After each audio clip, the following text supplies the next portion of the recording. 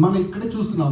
మనం చెప్పే కథ ఇక్కడ మనం ఇది ఒక ప్రొడ్యూసర్స్ కాదు, మనం చెప్పే కథే ఇక్కడ ఫ్రెండ్లీగా మాట్లాడుకుంటుంటేనే ఒక కథ ఇన్ని అభిప్రాయాలు ఉన్నాయి.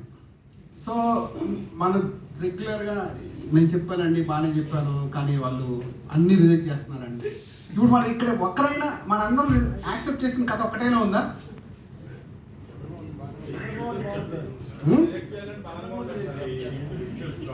It's an individual choice. చెప్పలేదు, బట్ సీన్స్ చెప్పాలని చెప్పారు. కథ చెప్పేస్తే ఓపెన్ అవుతుంది కదా సార్.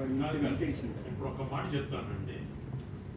ఇందాక ఒక మిత్రుడు వచ్చి నిద్ర మాత్రలు వేసుకుని చచ్చిపోదు అన్న ఒక కాన్సెప్ట్లో కథ చెప్పాడు కదా.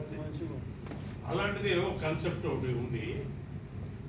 ఒక ధనవంతుడు కారులో తిరుగుతూ మనిషి కోసం వెతుకుతున్నాడు.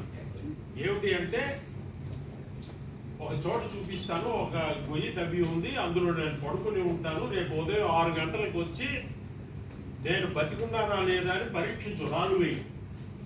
బతికే ఉంటే చెయ్యి తీసుకురా, లేదు అంటే నా మీద మట్టి పోసేసి పూర్తి చేయి, దీనికి నేను ఇంత డబ్బు ఇస్తాను అని మనిషి అలాంటి మనిషి కోసం వెతుకుతున్నాడు.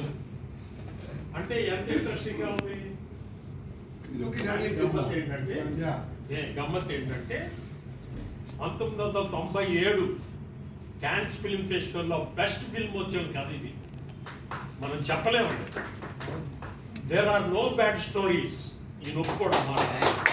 There are no bad stories, only bad story tellers.